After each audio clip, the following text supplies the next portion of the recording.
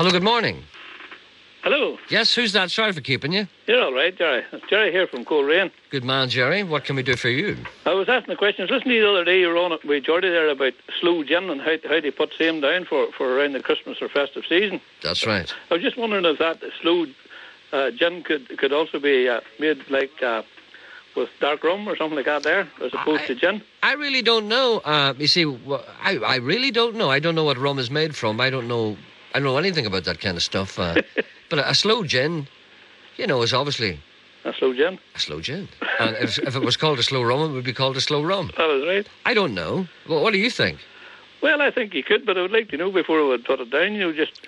Well, let me check... Can you ask your old friend Geordie? Let me check his availability today. Have you been in contact with Mr. Tuft today? I'm just off the... Mr. Geordie is there. Mr. Tuft is there, is Yes, he? yes. Is he on the other line? Yes, on 2. That's remarkably quick of Yes, you. yes. It's not usually so quick. I didn't even know you were listening. Wasn't out last night, you say? That's the answer. Yeah. Don't go out any night. This programme will be better off for it. Right. That's why I never go out any night. That's why I'm sober every morning. To no avail often. Well, there he is now. Without the priest's absolution. He's as they there. say. Hello, good morning, Geordie. Where is he? Where is he? He's on 2. He's not. He is. Hello, Gerry. Oh, sorry, Geordie, you are. What's this other man's name? Gerry, quit. You called me Mister now. That's You never Gerry. called Mister. Okay, right. How did I forget that? Sorry, Geordie.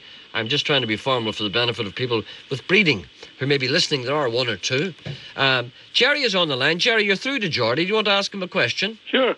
Geordie, how are you? Not too bad, Gerry. It's Gerry here from Coleraine. I was just going to ask you a question there. You were giving out the wee recipe the other day for putting down sloe gin for around the festive season. I just wondered if you could substitute that gin for dark rum. You could indeed. You could, But no just problem. Don't use, just use about 3/4 of the bottle of rum, I know it is, aye. Aye, well, just, 3/4 of what, sorry? but instead of putting the full bottle in. Yes, 3/4 of the bottle. Yes. What do you do with the other quarter? Just drink it there and then? Like the way you're thinking there, Gerry. Mm-hmm. It's a shame to throw it away. And it'll work the best. That would work the best, Yes, Geordie. it will do the best, yes. Will it counteract and react with the slow berries? Oh, it'll just come in lovely.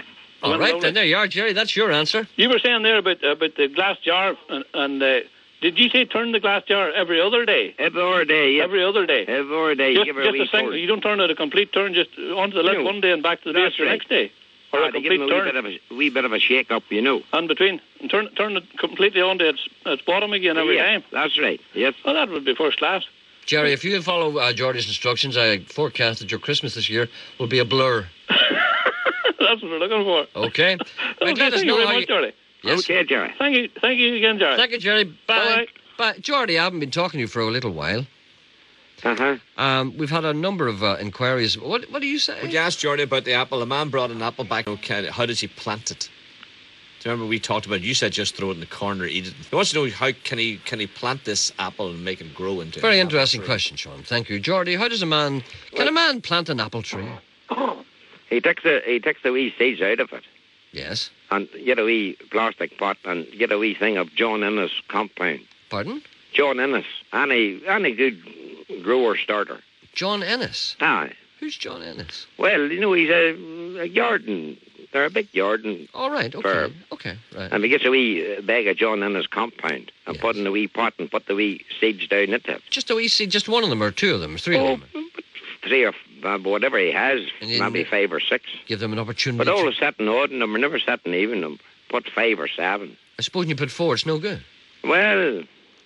Is that a suspicion? A superstition? Well, it's just... Always set an odd number? Yes. So they may... Same as you set a clock on hand, you don't set the even 12. You set 11. I didn't know that. Or a 9. But supposing the man hadn't an arse to cover that? Okay, he would have.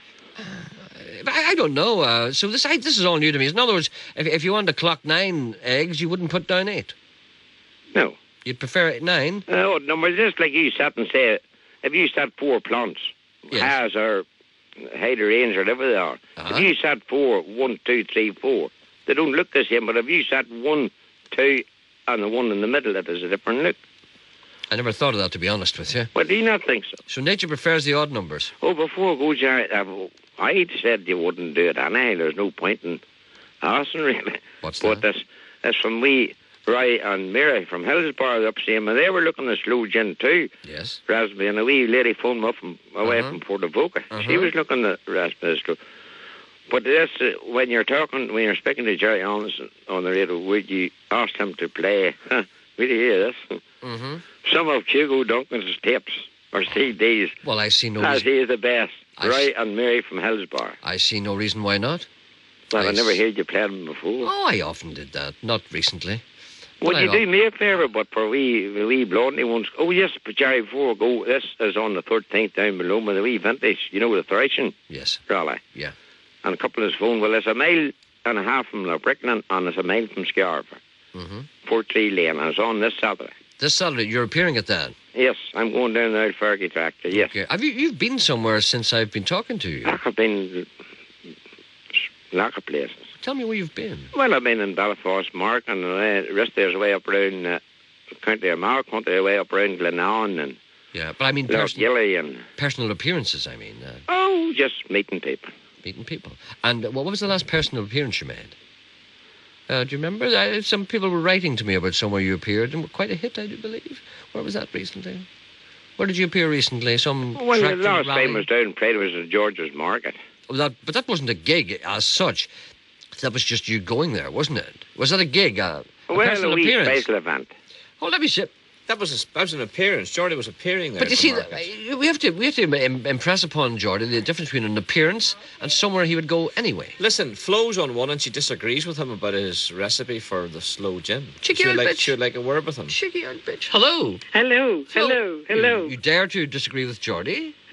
You're through to him. Hello. Hello. Hello, Geordie. Yes. I was listening to your recipe there about using rum. But you would lose the lovely, delicate flavour of the sloes. But that's his... I think Gerry from Coleraine is not a bit concerned about the lovely, delicate flavour of the sloes. I think he just wants to get full. That's what flavour he really wants. He doesn't want the... I know, I understand that. But they're two very different flavours. Yes. But you see, this is the mistake that people make. What's your name again, love? Flo. You see, a lot of people who... Do you drink yourself? No, very little, but I used to enjoy making different wines and cordials and things. This is the mistake that a lot of people make. I mean, I've heard people doing this before. People who don't drink tend to think that people who do drink are concerned about the flavour. Now, the last thing anyone thinks of... But the alcoholic content would be the same because unless they're usually bought about 40%. So regardless of whether you use 40% a pint of gin or a pint of rum, you have the same alcoholic content. I know.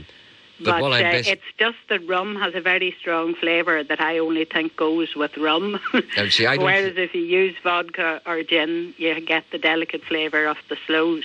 I think Gerry from Coleraine would drink out of an owl. He'd drink out of an owl docker's boot. Right. Many people who are drinking do not give two hoots about the flavour as long as they throw it down in a throttle. Hello, yes? No, Frank from Scotland says that once did Geordie ever make it with vodka? It's very, very nice as well. Did you ever try that, Geordie, making the... No, I'm not a vodka, no. Why, have you had bad experiences with vodka? No, not really. I've seen too many people that had. Well, I've seen you on whiskey, and I can't imagine anything worse than that. Oh, no, hey, the old lady that phoned you up, she knew all about you. Lord, I'll give her credit. And you land up again her and all, and what were you doing? I don't know, I may have lost control. Oh, God, you must have made an awful fool. I'm only human, after all. I mean, you never even stood there to drink. But you see, you don't know what, maybe she's a fine-looking woman. But you were settling in and Sean stood there to drink. Florence, I hate to put you through this. Yes, I'm listening. I'm sorry, I hate to put you through this. You rang up with an innocent complaint, and now you're being bombarded by detail that you don't want to know about my behaviour on various nights. Right. So I'll let you go now. I let you go, Florence. Right, okay. Thank you. All the best, bye. Bye. I'm just trying to get rid of that woman because she's not used to this kind of talk. I know, but let me just get back to this. Inside out. You see, you don't know what... You slithered up again on your land, and you came in looking well, and you just, like your rubber man you sing about, you just sort of collapsed. She knows you all right. What she's basically saying is for the benefit of listeners who weren't aware, that I appeared somewhere one night looking fine, and then as the night went on, I deteriorated and unravelled into some kind of slobbering beast. Is it any wonder that old machine took you across, George? I'm waiting my packer done tape yet, and the Red Cross box, but sure, I know it'll never come. Your day will come. Your day will. We were just discussing. Aunt Fox has never forgiven your idea for running away and not stoned her a wee bait to it down at Ballycast. That was a disgraceful thing he did, Joe. What? Disgraceful. There was a bomb scare. It doesn't matter. So we went down to him. We never got so much as a sandwich. Here, Geraldine, we got nothing. There from you are. Nothing. Where did I go that day? You cleared off to Belfast. You disappeared like the messenger. He did. Well, I had an appointment. Oh, no. Appointment made. If you think your idea, I believe that. I had an appointment. Geordie. Besides, I don't like the... Are ringing asking Geordie if he could again please give the recipe for the sloe gin. Go ahead, give it again, Geordie. Well, a glass bottle, right. Not plastic. No. A glass sweetie bottle. Oh, yes, or a glass. Preferably. As long as there's a tap on it, you know. Yes. And fill it about 3/4 full of sloes. Sloe, which are pickable at the moment. Oh, yes, great order now. Oh, there's fat and juicy. And you don't even not pricking them. You can just give them a wee squeeze or crack the skin, you know. I'm always in favour of giving them a wee squeeze. And put a wee shake of elderberry. They're ripe too now, the wee elderberry bush. You can put a wee shake of them in it. But well, what's a shake? You know, just a wee... A ween? Small handful. A handful. Okay, or of a ween. elderberry. Or a rake of them. No, a rake of them's too many. No. A shake of them. Ah. Okay, a shake of elderberry. Right, okay. And then about 1/4 of a pint, you can boil your kettle and then put it in the freezer, the water. That takes out what it called out of it. Hold on a minute, I'm not quite sure I follow you. Could you give me that again? You boil a quarter... Yes, of water. A quarter of a pint of water? Yes. Yes. And then put it in your ordinary fridge. So it would be and let it cool. Devoid of organisms. Yes. Yes. And then pour it out. Yes. And about 8 or 10 of sugar. 8 or 10 tablespoonfuls? You can use either brown or white. Yes, okay. Sugar. Yes. And then you pour in your bottle of gin. Yes. And that's it. Screw the top on? Yes. Do you bury it at all? Oh, no. But keep it in a cool place. Yes, okay. A lot of people used to bury bottles. They did, that's right. My uncle used to do that. He used to make kind of wine, or what was the elderberry wine? And he used to, yes, that's right. That's the elderberry. Oh, that's queer stuff. He used to bury it in the garden, and then every once in a while that's right. Before I go, Gerry, I was away at Mount Wee Willie. He's one of these organic farmers way up in Lochgilly, up Glenann country. Something odd about him, is there? Huh? Is he odd? Oh, no, not odd at all, but he's a organic farmer. But what was he eating it out of? What? With rabbits. Rabbits. The rabbits ate him out? And they fooled him up and asked about Jack. Oh, Jack's 5 years old, but he can do more than spin the regular wheel. I took Jack up and we got 12. Jack is the ferret. 12 rabbits. Yes, okay. How many did he get? We got 12. That's an even dozen. He should have got 13. Yes, well, he took 6 and I took 6. I have mine now in the deep freeze. Make a rabbit stew, you know, in the winter time. If anybody opened your deep freeze now, they'd see 6 rabbits looking out. No, 5. Oh, yet, what did you do with the other one? I roasted it last night in the park steaks with onions. And you had it. I hope you had the decency to skin it before you did that. Oh yes, surely. There's nothing as nice as a rabbit done in a Perrick's dish. That's right, and then I give him a wee plump with a drop of salt. Mm-hmm. You know, a wee plump. A plump. And then at the end of them off and the Parish Station, put them in and I cut an onion or 2 round and a bit of streaky bacon over. Okay, I have to just explain to the people. There are many people out there who have difficulty following our instructions. A plump of salt is more than a pinch. But less than a handful. Yes. Right, okay. So you have the rabbit. Did it go down well? What did you have with it? Oh, lovely. Vegetables, what did you have with it? I had a wee, what do you call them, a wee broccoli. Oh, very nice. Did you have any potatoes at all of any kind? Roast potatoes, perhaps? No, we didn't even take any potatoes for it. It was just a meal on its own. A rabbit and a bit of broccoli? Yes, and a glass of milk. Well, I'll tell you what, that is as good a feed as a man could ask for. Oh, yes, and it's light in your stomach, too. Indeed. When is the next personal appearance again? Oh, it'll be down at the Vintage on Saturday. Now, they made a mistake, you see. Yes. And people was coming and it's this Saturday, the 13th. The 13th. Down at Fort Tree Lane. Fort Tree Lane, which is? It's a mile from the Bricknan, a mile and a half from the Bricknan and a mile from Scarf. Fort Tree Lane, that's this Saturday. And young Gillespie, he's running it. The old Vintage, that's why he buy my corn and my straw and stuff for the winter. He does a thresher and all, you know, that day. Mm-hmm. Earl Jones Baylor, you know. Yes, yes. So, would you play, Gerry, I don't know why you will or not, but Johnny Cash. Johnny Cash. I don't have any Johnny Cash with me at the moment, to be honest with you. Well, but I take on board your suggestions, and indeed, there's no reason at all why I can't play anything. And it's a good song. I'm not the one you're looking for. I'm not the one you're looking for. Let me just check. Do we have that in our core? He may be in your core. Would he be? He may be in your core. But Hugo's not in my core. Olive wants you on 3. She wants to ask Geordie a wee question. Sorry, Geordie, we can't let you go yet. There's a woman, Olive, on the line. Hello, Olive. Hello, Gerry. You're through to Geordie. It's Olive Murray from Lisnaskea. Just to tell Geordie that I have a bottle of not only sloe gin, but sloe dry martini in the kitchen. And it goes down very well. Did you make that yourself? Yes, a couple of years ago, actually. How do you make sloe dry martini? You just pour martini in there instead of sloe gin. Yeah. Instead of gin, sorry. Yes. Well, you should mix those. What is a martini? Vermouth and gin? Yeah, well.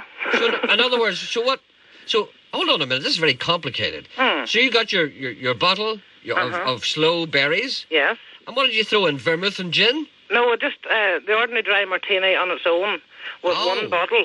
Oh, I see. And then gin in the other bottle. What do you make of that, Geordie? That's very sophisticated. Not the queer stuff. A bit queer stuff. That would go around your hurt like a yard of Elvis.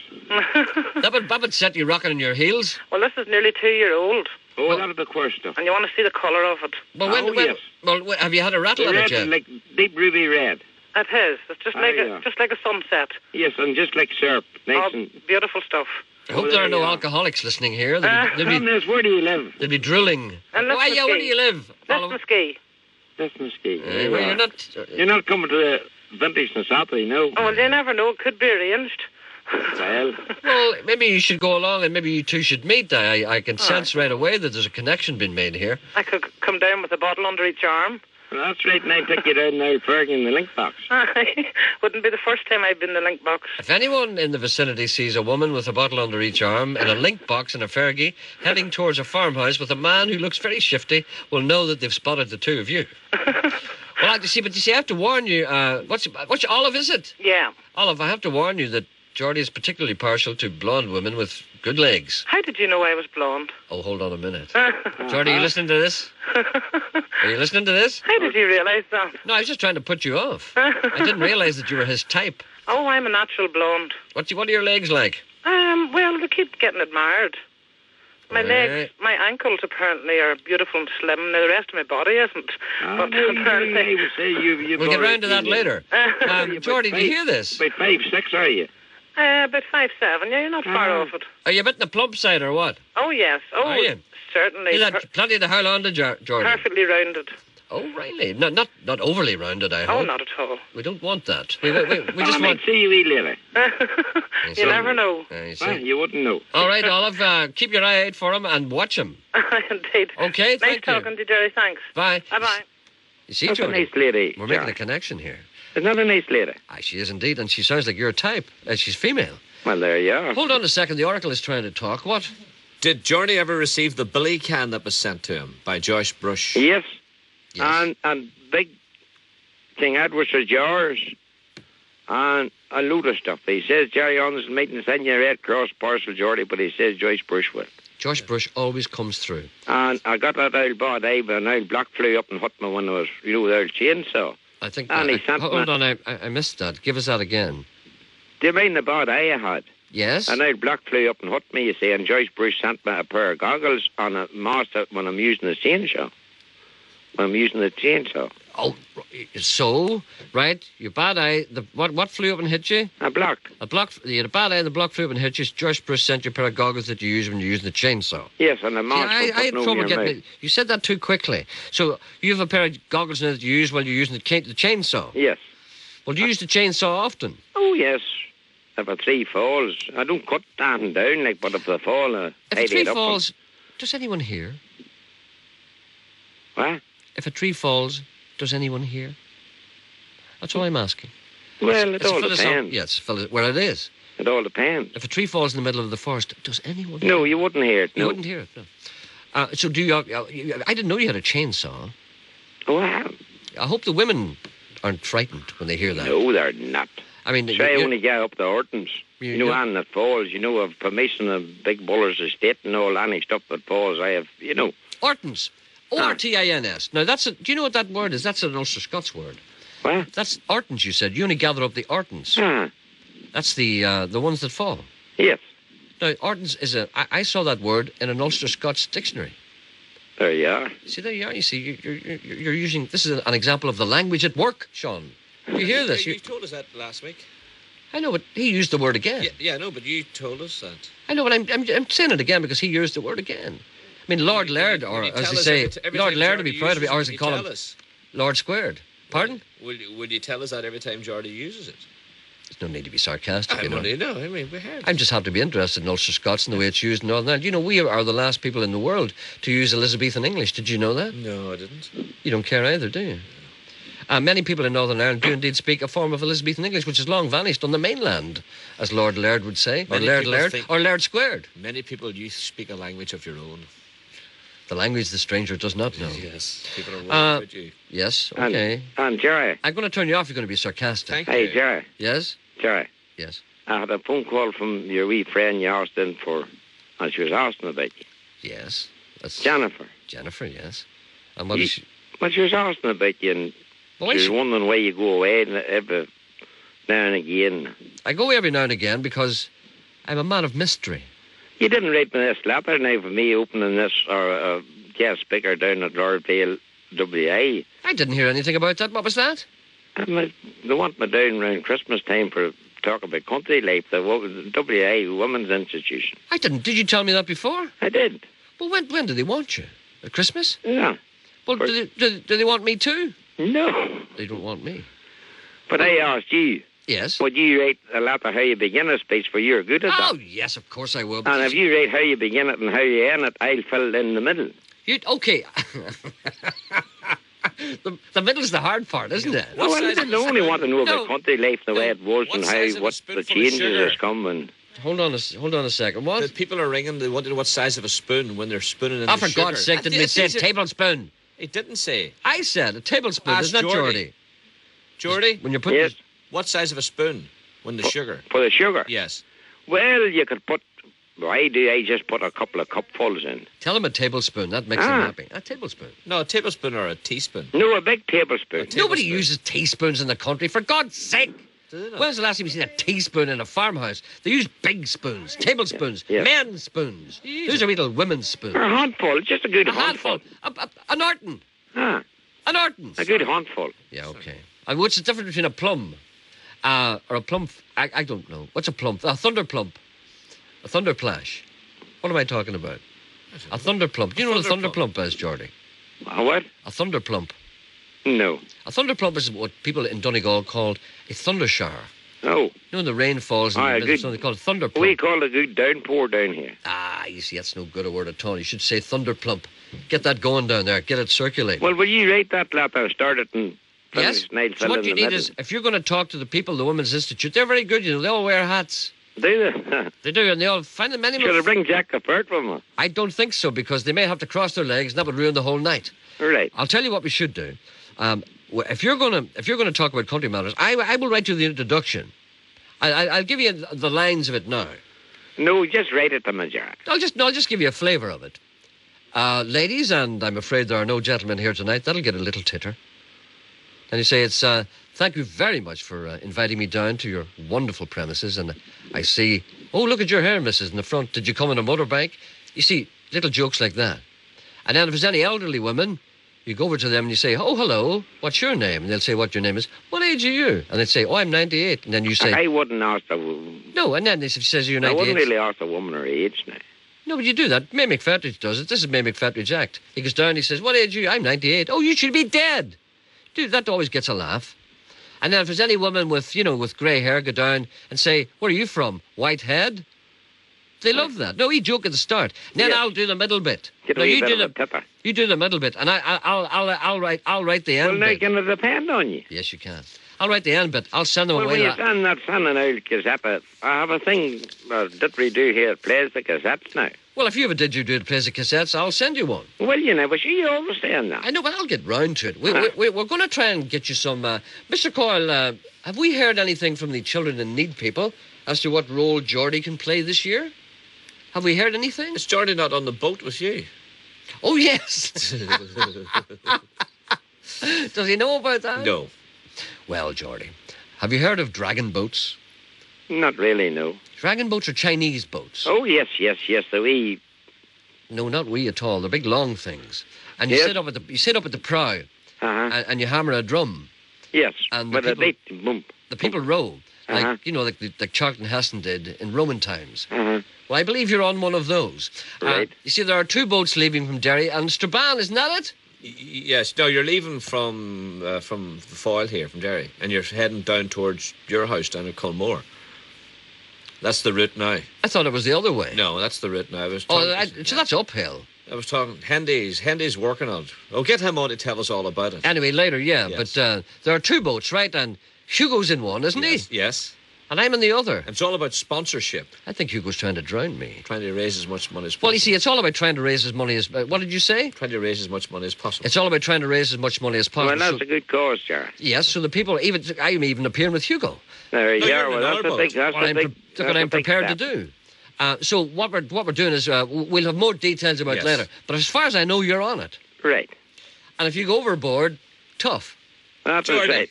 All right, Jar. There's piranha in the foil, but it's Right. all right. We're going to have them stunned before you come up. That's all right, Jar. Right, Geordie. All the best, bye. I enjoyed talking to you. Talk to you again. Bye now. Bye. Okay. Bye. Bye. You've heard my speeches to the Women's Institute That was before. a good little pun you came out with there. What was that? If you fall overboard. Yes. Tough. Ah! Tuft! Yeah, right. I never thought of that. No, you never. Sometimes it amazes me, my sense of humour. You're so sharp. I'm so funny without not knowing I'm funny. It's just natural funniness. I'm going to drown Hugo. Because he doesn't go down, he's too... No, you know what they say about... I know, he'll float to the top. I'll go down like a stone. I'm Gerry, my That was a terrible thing he said. What did you just say? What did you say? What did you say? I said nothing. I heard what you said. I would like to dissociate myself. No, you didn't. I would like to Didn't hear it dissociate at all. myself. The music drowned it out. I didn't drown it out. The people heard that. I want people to ring in if they heard that. They didn't. I want to dissociate myself entirely from that remark. It was very cruel and unlike you, but quite funny. I'll get down like a stone, whereas Hugo will float to the top. What a terrible thing to say. This is Mark Knopfler. He'll get down like a stone too, because he's only thin. Sailing to Philadelphia is a wonderful song. Have a listen to it. I have to stop saying wonderful. I'm Jeremiah Dixon.